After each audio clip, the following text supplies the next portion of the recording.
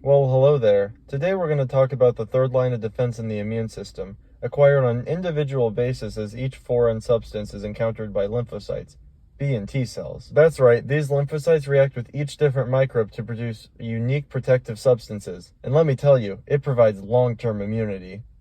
Now, the ability of your body to react with countless foreign substances is known as immunocompetence, and that's not a word you want at the spelling bee, let me tell you. We've got characteristics of specific immunity. Specifically, antibodies produced against chickenpox virus will not function against the measles virus. It's like thinking you can let a McDonald's employee do a zookeeper's job. Sure, they both feed slop to animals all day, but only one of them survives the tiger exhibit. And let's not forget, lymphocytes have been programmed to remember their first engagement with the invader and rush to attack it once again. Now, I'm not one to judge, but if your engagement ends with you attacking your new fiancé, you might want to move on. Now, the real question is, how do you recognize a multitude of antigens using only one gene? Well, the answer is simple. B and T cell receptors are antigen receptors. See? Told you it was simple. Let's talk about germline DNA. That's genetic information encoded in the sperm and egg, which can be passed on to future generations. It's like the genetic version of the family heirloom. You might not want to keep grandma's creepy Hummel collection, but at the end of the day, you're stuck with it. And speaking of genetics, immunoglobulin gene organization is quite complex.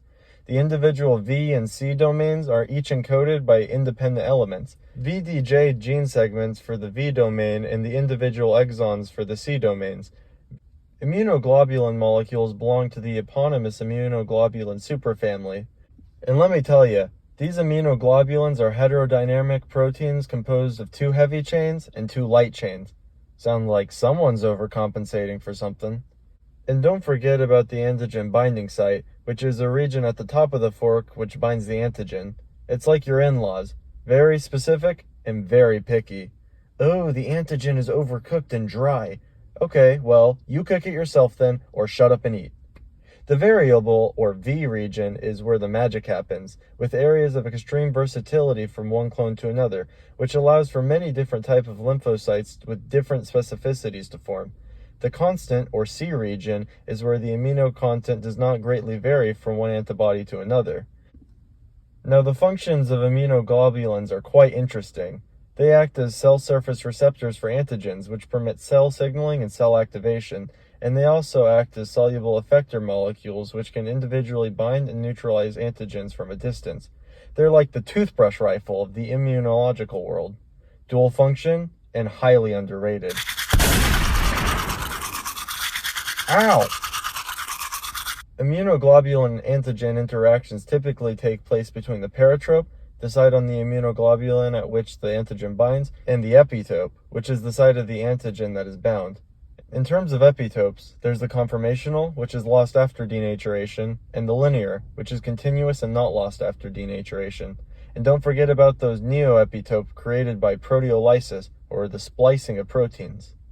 Antigens are molecules that can be seen and identified by the immune system, and if they provoke a response, they're called immunogens.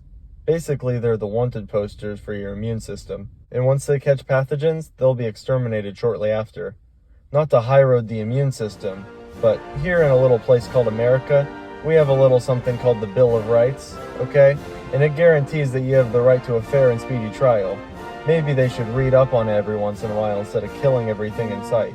Seriously, violence is all they know. Antigens can be protein or polysaccharide molecules on or inside cells and viruses. And get this, any exposed or released protein or polysaccharide is potentially an antigen, even those in our own cells. Now, our own antigens usually don't evoke a response from our own immune system. Otherwise, we'd be in big trouble. But what makes a good antigen, you ask? Well, it depends on their chemical composition, their context, meaning what types of cytokines are present, and their size. In general, large antigens are better than small antigens, but size alone is not sufficient for antigenicity.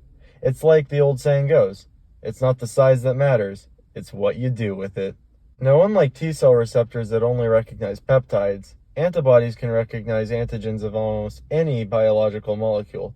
That includes lipids, proteins, sugars, nucleic acids, you name it. And any shape or surface on a molecule that can be recognized by an antibody is an epitope.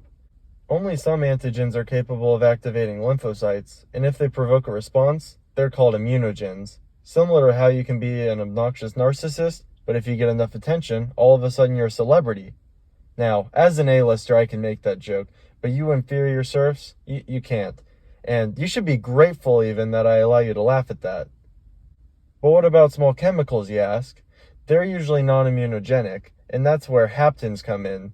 They're small foreign molecules that are too small by themselves to elicit immune response.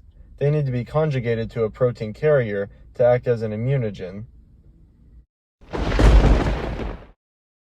Speaking of conjugation, have you guys heard of the Landsteiner experiment? The experiment provided evidence that haptens are a lot like short people.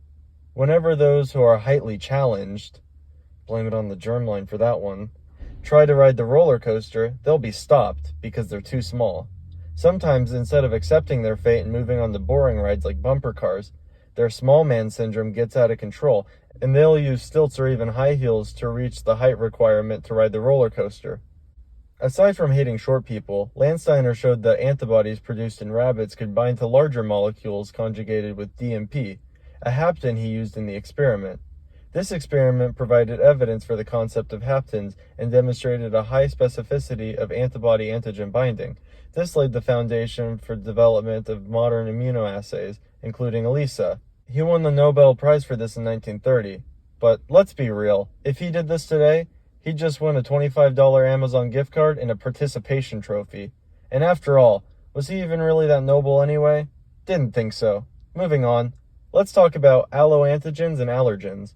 They're cell surface markers and molecules that occur in some members of the same species, but not in others.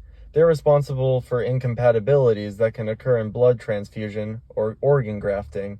And allergens, well, they're antigens that evoke allergic reactions. So let's give a big round of applause to the world's biggest jerks and the reason we can't sleep in spring. Allergens! Congratulations! You guys shouldn't be proud of yourselves. Now let me tell you about superantigens. They're bacterial toxins that are potent stimuli for T cells. And get this, they activate T cells at a rate 100 times greater than ordinary antigens. The result can be an overwhelming release of cytokines and cell death. It's like the immune system equivalent of a Black Friday sale. Everyone is so interested in getting that one plasma screen TV that it completely slips their minds that if they break the TV, it won't work. Certain autoimmune diseases are associated with superantigens like toxic shock syndrome. I got toxic shock when I walked in on my wife cheating on me, mainly because I'm not married. So there you have it. Antigens and immunogens, haptens and superantigens, allogens and allergens. I hope I didn't bore you to death, but hey, if I did, blame your immune system. Thanks for watching. Leave a like, subscribe, or don't really care. Hit the notification bell. Once again, don't care. Bye.